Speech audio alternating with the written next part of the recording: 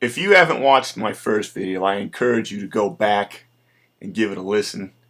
Uh, I don't want you to waste your time if this is not what you're into.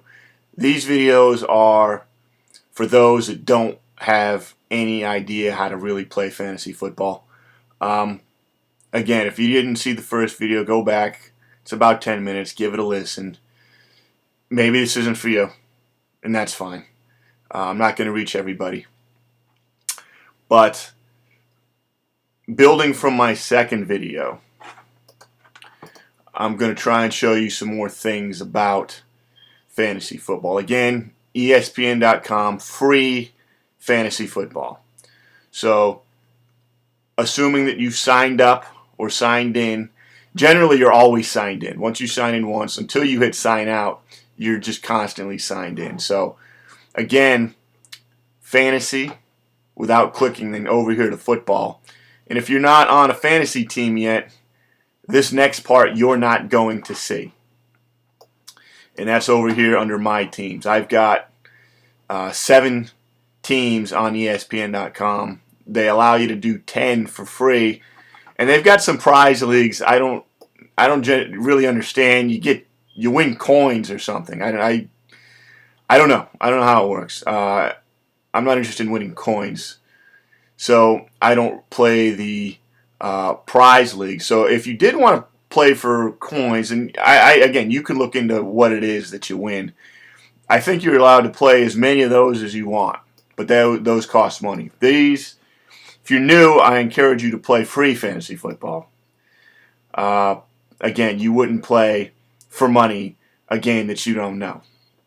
So the league that I was using to explain was the San Francisco League. This was a league I just went to the live draft lobby and signed up, and I drafted minutes later. So real quickly, and I don't want to get too much into this because there's not a lot of background here. Here is the league activity. This is a lot like an NFL waiver wire. Let me go to NFL.com and I'll pull up their waiver wire, or their transaction report.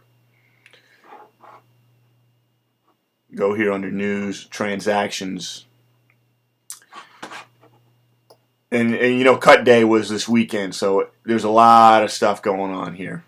So these are fantasy football teams, or these are real football teams, and these are their transactions. These are fantasy football teams, and these are their transactions. This is me. Added Zach Sudfeld, dropped Alshon Jeffrey. Again, this is a lot in some ways like real football. I am the owner of my team and the GM. And owners and GMs, they add and they drop players constantly. As you can see, that's what real football teams do. They add people, they cut people, and they do it with the interest of making their team better. You wouldn't make a move that makes your team worse. So, in the interest of competition and in the interest of you wanting to win, you make moves. And these are a list of all the moves made in this particular league since it was created. So, how do you play this game? Well, I clicked on scoreboard, and seeing as week 1, it's September the 2nd. The first game of the year is Thursday, Broncos-Ravens. And then the first full weekend is this coming weekend. So, as of now, there's no scores for anybody.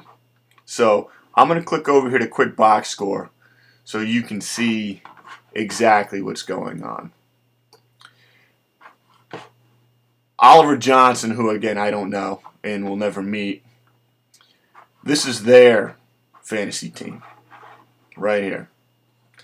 And I'm going to click Show Bench so we can see who's on the bench for each team. I can adjust this lineup. I can move Zach Sudfeld from my bench to the tight end slot and move Jared Cook from the active roster to the bench. I can do that. That's how. This is a little bit like baseball, because football, there's constant substitutions. This is a lot like baseball in that baseball, you set a starting lineup. Managers before every game, they set a starting lineup.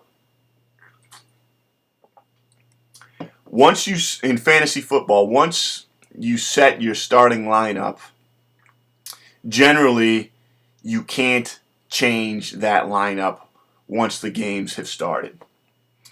There are places where you can go to play fantasy football where you can adjust your lineups in game. That's, it's too complicated for me, and I'm not really interested in doing that, because that does require another level of commitment.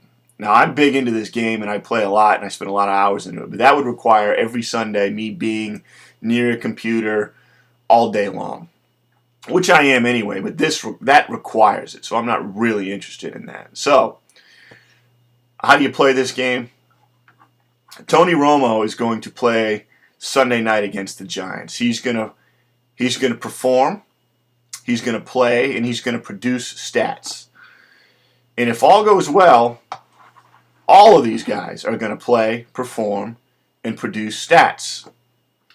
Fantasy football awards points based on those stats. So this is my team. This is Team Johnson. Aaron Rodgers plays the Niners. Tony Romo plays the Giants. So they don't play each other head-to-head as pro football teams do when they play each other. These fantasy teams, they play each other, but the players don't necessarily play head-to-head against each other on the field. As a matter of fact, most of the time they don't. And let me find an example where you will see players in the same game. Like Dez Bryant plays in the same game that Tony Romo plays on. I've got one. He's got the other. It's not like... Well, they're on the same team. So let me find one where they're not on the same team, but playing in the same game.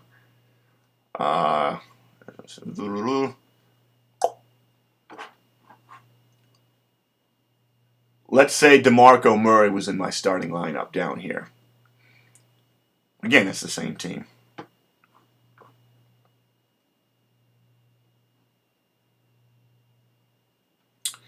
Here we go. Greg Jennings is Minnesota. Mikel Lashore plays Detroit. How they do against each other is irrelevant.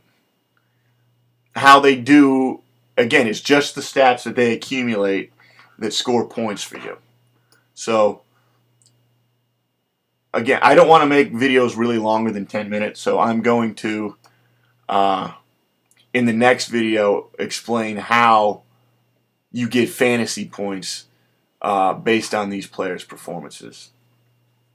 So real quickly, I can show you this red P. That means probable. And if you know anything about the NFL injury report, it's Wednesday. Teams are required by the league to produce injury reports where anybody that's dinged up is designated something. Probable means there's a 75% chance that player plays. That's a P. Doubtful is D. That's 25% chance that player will play, like Gronkowski here. Players that are probable almost always play. Players that are doubtful almost never play. Out is a red O. That means no playing.